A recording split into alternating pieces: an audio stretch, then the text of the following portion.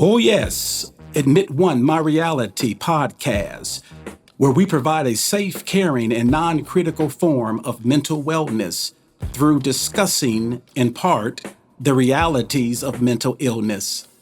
People in general find it difficult discussing mental health concerns, primarily because most people equate their mind with who they are, their self-worth, societal acceptance, and or rejection.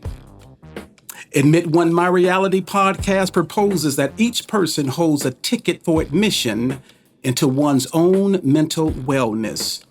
You see, your mind is like a projector in the theater of life. Your thoughts create the screenplay. Your actions reflect your reality. Your reality is the admission ticket to mental wellness. Like, subscribe, and join in the podcast. Admit One, My Reality. And always remember, whatever you go through, you can mentally grow through. Welcome to another podcast episode of Admit One, My Reality. I'm your host, the CEO and founder of Wellspring Family and Community Institute. And we have a guest by way of Nashville that's going to be sharing with us the healing and the positive side of her music writing. We have with us none other than Miss Dalona Jones. Welcome to Admit One My Reality, Miss Jones. Wonderful to be here. Thank you for having me. Well, listen, I've heard so much about your music style. Tell us a little bit, who is Dalona? And then we'll transition into the purpose of getting into your head and your heart when it comes to your brilliancy in writing. That's wonderful. So my stage name is Dalona, so all caps, Dalona. I'm an independent R&B artist. I come from the church, just like many artists and musicians and singers do. So, preacher's kid. I guess technically I still am a preacher's kid in so many ways. And so that really sparked my love and my passion for music, and then songwriting and then artistry. That's fantastic. At Wellspring, of course, we are a mental health agency, and there's so many avenues to wellness when it comes to mental wellness. Mm-hmm. And one of the avenues that I love to travel down, Dalona, is, of course, as you know, is that path of music. I believe, and I believe it till I die, that music is the universal language. Mm-hmm. It's the thing that brings people together. That's the one language that we all can speak and we share in common, and that's music. But also, it's therapeutic. Mm-hmm. There are songs that I have in my mind, I'm thinking of now, that has helped me through tough times, that has made me smile. So when it comes to the songwriting, and it comes to the skillfulness of putting a message down on paper and getting it out in song, what inspired you in this particular project? Mm. Tell us about the songs, the inspiration, the stories, and what is the message? Yeah, that's a good question, and I completely agree with you in terms of like music is a universal language, and I really am grateful for coming up in the church, mm-hmm. because gospel music, for example, it does move you, right? Like it does move you, and spiritually, mentally, emotionally, all of that. And so, watching my mother sing in church. And it wasn't even so much of like the technique or like the belt or the runs or anything like that, but it was just the way that it made people feel. Yes. And so from a very young the gospel age, music. Exactly, yeah, from a very young age, I said, I don't know really what I want to be when I grow up, but I want to make people do that. So okay. I don't know what that looks like for me. I don't know how that's going to manifest, but like that is how I want to make people feel. So the inspiration behind my new upcoming EP which drops January 3rd. So Okay. very, very soon, less Coming than a up week. right around the corner. Right around the corner. It's called Love and Delusion. Love and Delusion. Yeah, Love and Delusion. And so it's really my first concept EP. And what I mean by that is the intention from an artist to a listener, an artist to a consumer, is for you to listen to, the EP from top to bottom. So from track 1 through 9, right? Okay. You just to really understand the full story. And I think the concept or the idea behind it was really just kind of documenting and putting words and feelings and emotions to someone's journey of kind of unraveling and untangling, the Venn diagram that is love and delusion, right? And like what that really Interesting. means Yes. introspectively when you're dealing with someone, whether it's romantically or whatever, that makes that Venn diagram feel like a circle. Wow. Yeah. As you share the concept of this new EP, I was thinking of Stevie Wonder. Back in the 70s, he had an album that I just fell in love with. It was entitled Talking Book. And there's a lot to a title, just like there's a lot to a name. And so when you go back and listen to those songs, you actually follow the concept of what Stevie was portraying in the title Talking Book. It was songs that you could read and understand, songs that spoke to you Right. as one who read a good novel, a good Charles Dickens novel. Right. So when I look at your concept and your title, Love and Delusion, can you share with us and conjugate what that is about? What's the message there? Yeah, I think, the message is, again, it's when you're dealing with someone romantically that kind of confuses the two for you. I think it's really easy for anyone to get caught up in the way that someone is not loving them correctly. But you can only identify that and know that if you know how to love yourself correctly and what showing up for yourself, right, really Interesting. really looks like. And so, for the listener, the message that I really want them to take away from that is like, not so much cliche like, oh, no one's going to love you if you don't love yourself. That's not necessarily the message, but Okay. it's really understanding, how do I show up for myself to create capacity and an example and a demonstration for how I want other people to show up for me. Wow. Yeah. And as you know, this is a podcast, Admit One, My Reality, and certainly that goes right to a songwriting where you're admitting your reality, you're sharing your reality. Yeah. Now, notice it's not love is delusional. You say in your title, love and Yes. delu both, Yes. that conjunction. Yes. So in my area of therapy and being a lead therapist here at Wellspring, I would say over 60% of the people that come in for help is in the area of relationship, whether it's marriage, whether it's parenting. Relationship is something that we can't get around. Right. I believe we were created to be in relation with one another, whether Right. it's be a relation of intimacy or relation of sibling or relation of society. And so this relationship that you're talking about, describe the songwriting process for this particular EP. What was your process in this concept of love and delusion? Yeah, that's a good question. I mean, I'm a big believer in art imitates life. So, a lot of these songs and concepts are just derived from my own personal life and, maybe how I've dealt with and handled or even mishandled situations when it comes to, the relational aspect, whether it's romantic, platonic, whatever. So my songwriting process, I wish I had a clean cookie cutter way to describe it, but honestly, things just kind of come to me in fragments. Okay. There are times where, I'll write a song kind of in one sitting because it's just, I'm in that creative space and I don't want to break it and I would rather get it all out right and clean it up later. But typically, I write my best and my cleanest work when I'm not trying. Interesting. I'll be kind of preoccupied with something else, and I'll hear something, and that maybe will take me down a mental rabbit hole of something else.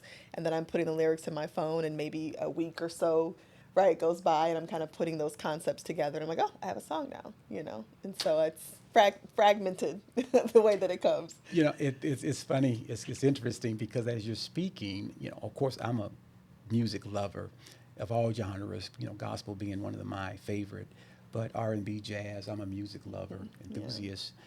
I shared earlier about Stevie Wonder's acclaimed album, Talking Book, but also Marvin Gaye.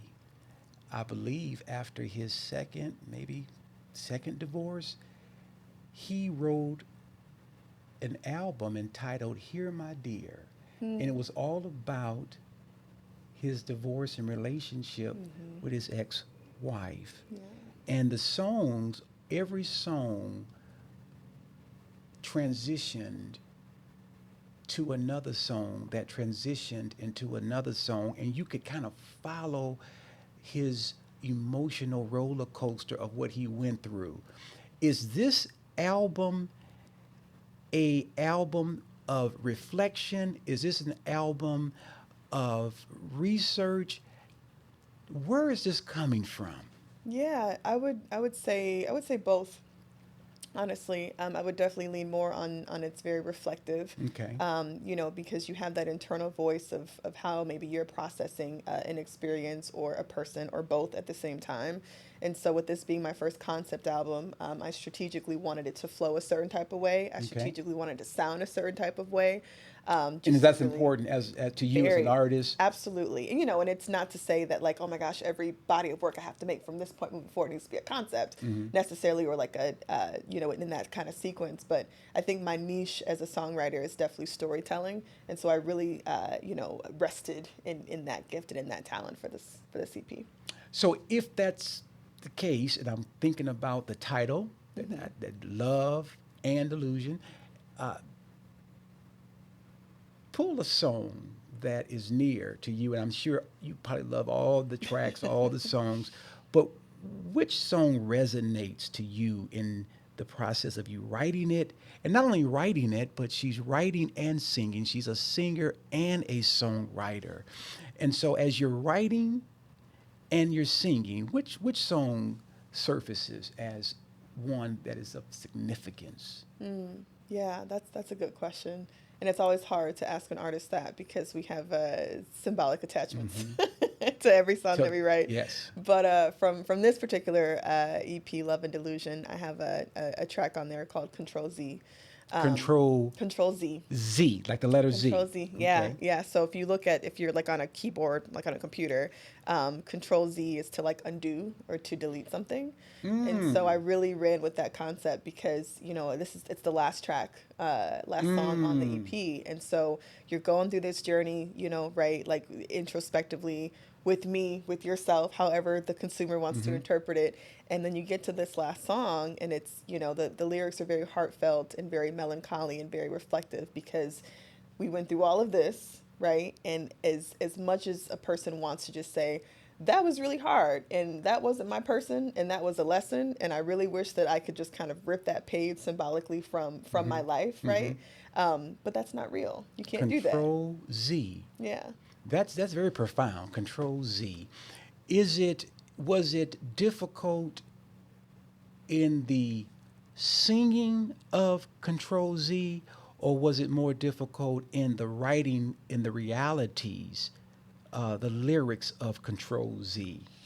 I would say both. I remember my producer and I, shout out to Mark Evich, out of LA, we were, doing the demos back and forth and bouncing vocals back and forth. And even from my last EP, I always want to get better, right? Songwriting and production and all that. But I remember I sent the demo to him. I hope it's not too personal, but he was like, D, I teared up. Wow. Like that's everyone can kind of relate to that in some way. It doesn't have to be like a marriage or like but it could be a friendship. It could just be a Sure, really bad sure. experience that you really wish you could kind of rip that page out of your life, but you're gripping or you're kind of coming to grips with the reality that like that's not life. Like you can't do that. So the only way through is two. And so you literally just have to just process that and go through that. Z. Yeah. Control Z. You know, music has evolved over time. We went through our rap era. We went through, we're still pretty much profound with R&B, but jazz has evolved. Fusion jazz and contemporary jazz. How do you see this EP in the whole scheme of music in 2024? Is this a EP of evolution, or is this an EP of relational songs, lyrics from a personal disposition? How do you see this? Are you looking at this more as an involvement of self, an involvement of your music, or eclectically all the above? Honestly, eclectically, all of the above. I think to be a good songwriter, and again, good is subjective, and I get that, but for me, in my opinion, to be a good songwriter, to build a brand around your artistry, your music should definitely grow with you, and it should be reflective in some way, shape, or form of your life, because that's how you are able to really connect with your body of work. So for me, Love and Delusion was for everyone, for any consumer that wants to listen to it, but it was definitely an evolution of self, and I feel like I've grown personally from writing it and singing it and putting it out into the world. So now, for those who are still trying to conjugate this title and make sense of it, you're not saying love is delusional. no. You're saying it's love and delusion. So is it safe to say that there is a partnership when it comes to love, to where you're walking with a degree of delusion? I mean, you could definitely say that. Love can definitely feel delusional at times, even if it's healthy. But I think it's really just going back to the consumer and their perspective. Like, if you've had an experience with healthy love, maybe that did feel a little bit delusional to you because it felt too good to be true. Or you had an experience that like maybe you should have been involved in, to where it was just the opposite, right? Where you like felt that this was, your person, this was love, and this was genuine. But a lot of those elements were a delusion to you, right? Like it was being made up in your head. So you could take it either way. We're going to pause for our listening audience, and we're going to play a clip of that Control Z. I want you to listen intensively, and then we'll come back and ask her to break down some lyrical stanzas within that song, that track, Control Z.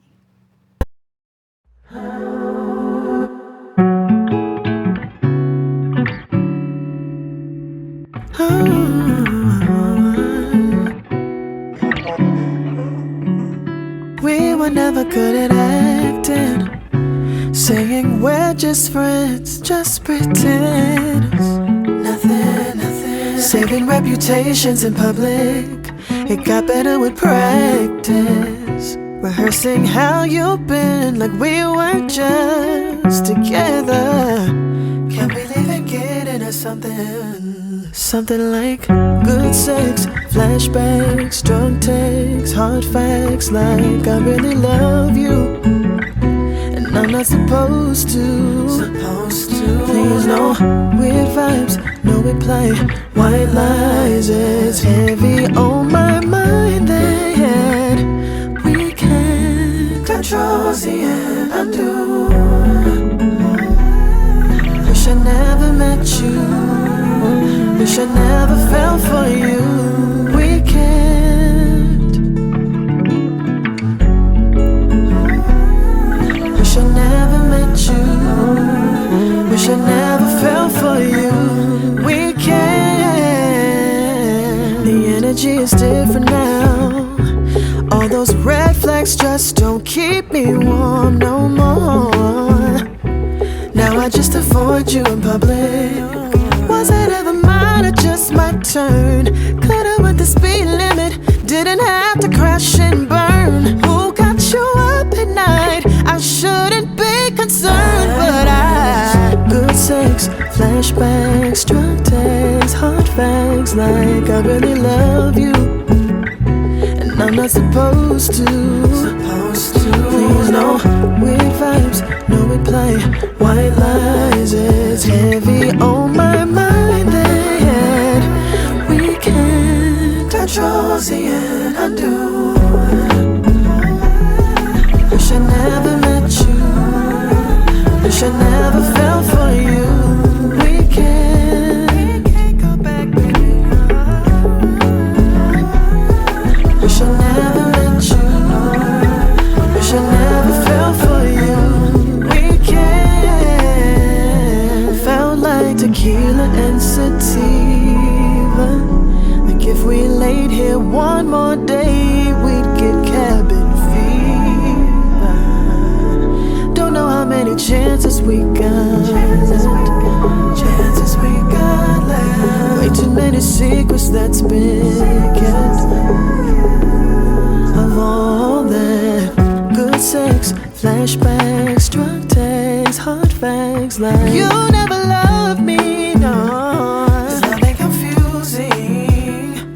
Please no weird vibes, no reply, white lies. It's heavy on my mind that we can't control, see and undo. Wish I never met you, wish I never fell for you. We can't take it back, baby. Wish I never met you, wish I never fell for you. We can't. You were the one I was supposed to be here from, and I'm not, baby. I'm not, baby. Choices were made, what's been done can't be undone. We can.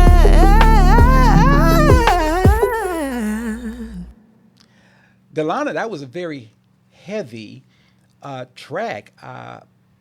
The writing of that, even I processed it on many levels.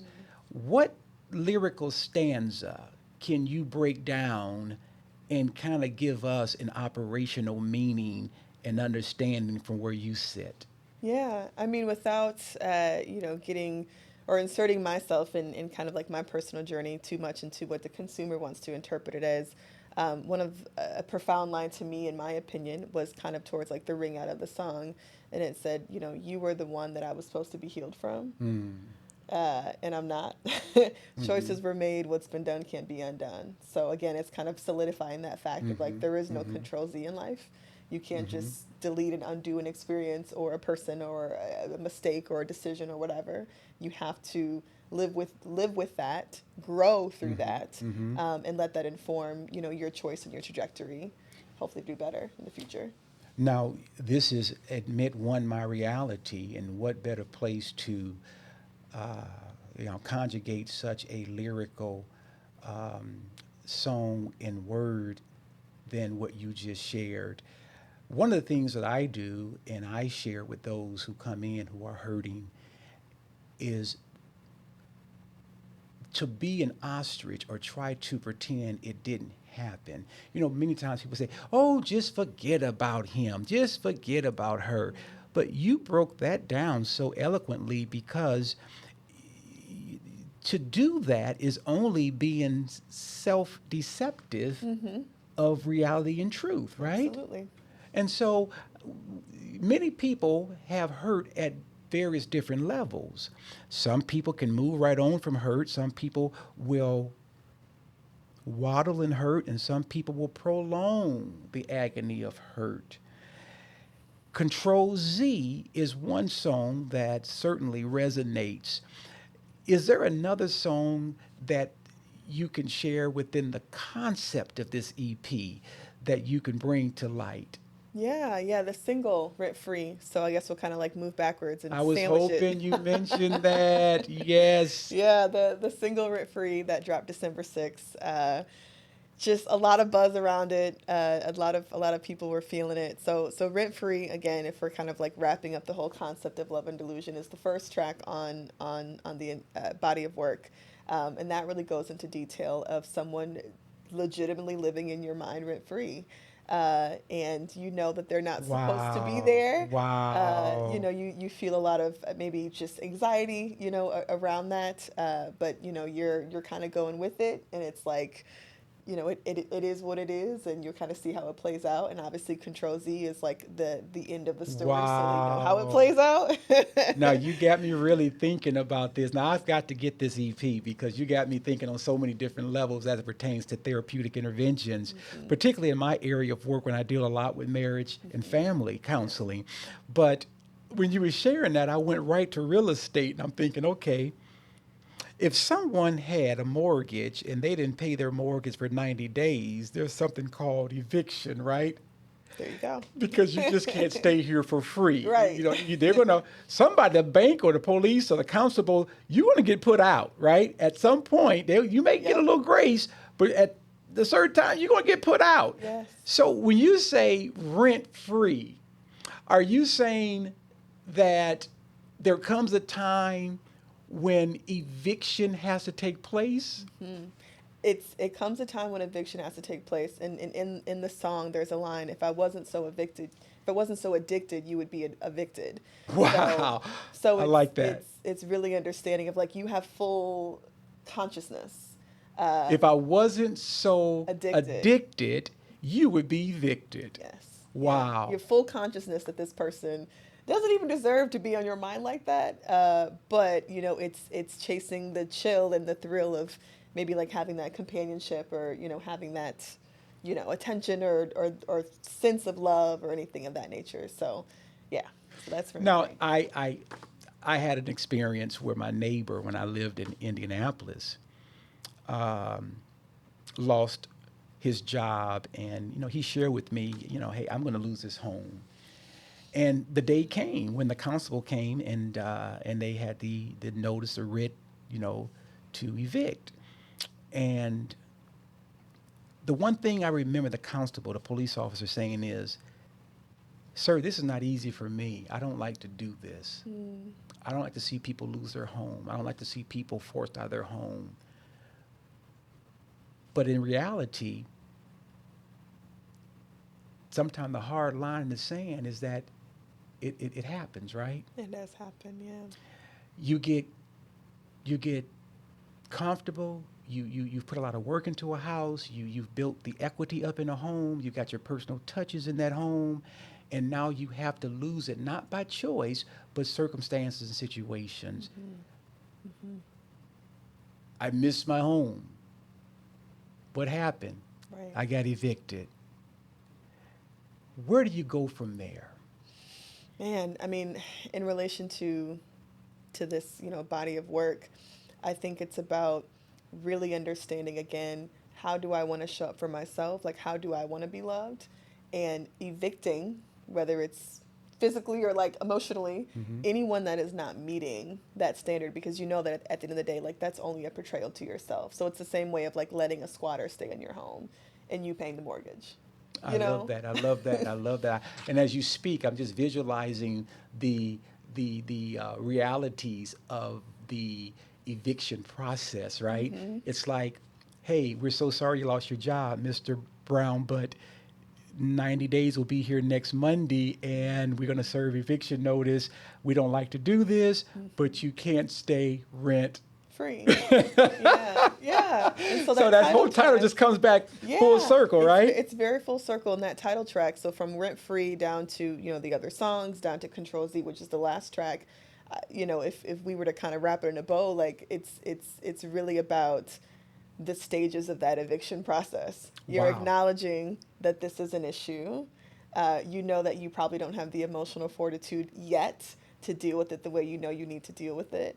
And so the rest of this, the middle, the sandwich, the rest of the songs is really documenting like what that looks like, That what that feels process. like, what that sounds like, what that process is. From emotional to all the way. financial to social to spiritual, All of it. that process on so many levels. All of it. When you intertwine your hearts and your emotions with someone, and then there comes a eviction or a separation, or there comes a division, whether it's willing, unwilling, whether it was warranted or unwarranted, the reality is there has been a breaking away, right? A severance between two. And like you said, it's not just with relationships. It could be not just with marriage. It could be friendship, relationship. It could be leaving one church home and going to another church home. It could be leaving one job, right? And going to another job. Let's put a bow on it. And I want the listening audience to be able to grab this body of song and really skillful literary writing by way of song. We didn't get a chance to go through all the tracks, but just the two shares with me that this is a very heavy album. We have not even gone into the melodiousness of your voice, but you're going to have to buy the EP. Miss Dalona has truly a angelic voice, and when she sings, it resonates both emotionally, spiritually, and it pierces the heart and mind. And with this concept, I believe therapeutically, this concept is a panacea, is an antidote to help bring some people through some tough times. Yeah, that's the intention. I thank you. But before we leave, Ms. Dalona, share with them how they can get a hold of this EP. And if you have an upcoming engagement, how can they find you? Do you have a website? How can they get this EP? Because I want people to understand that it is a process on many levels. And also, you can be healed and you can be whole if you face certain realities, unfortunate realities in life, if you learn to go through the process. Dalona, how can they get a hold of you? How can they get a copy of this EP? Yeah, so my social media handles, so TikTok and Instagram, it's Dalona, but it's DUHLAHNUH. Just for pronunciation reasons. And the EP, Love Delusion, my sophomore EP, will be available on all digital streaming platforms. So anything you can think of, Apple Music, Spotify, Amazon Music, Pandora, all the things, YouTube, on January 3rd, 2025. You can check out my website. You can book me for any gigs at DalonaSings.com. And repeat that one more time. DalonaSings.com. DalonaSings.com. Yes. Again, Dalona, she's spelling that DALONA, sings.com. You heard it. I want to thank you, Ms. Dalona, being here in the city of Houston, being able to catch you. You're a very busy person, traveling the world. And one thing that I did find out that a little bird whispered in my ear is that you will be in attendance at the 2025 Grammys. Yes. Congratulations. And I want to do something, Dalona, that I do often with some of my guests, and that is we want to, even though you may not receive a Grammy in 2025 from the Guild of the Academy Awards, but you have a Grammy from Wellspring because this concept album, this EP, certainly you've given me information that I can incorporate in my therapeutic sessions and training, particularly when it comes to that rent-free and Control Z. I know you have everything copywritten, so if you see this in one of my books, just know I'm telling you right up front that I'm going to use that therapeutically to bring about resolve in my family and marriage counseling. Thank you so much. You get the Grammy from Wellspring for such a wonderful concept album. Listen, you have the website, her information. She's up and coming, and she's a awesome singer and songwriter. I thank her for coming in to this episode of Admit One My Reality. Again, I'm Dave Jones, the host. Until next time, take care. Thank you.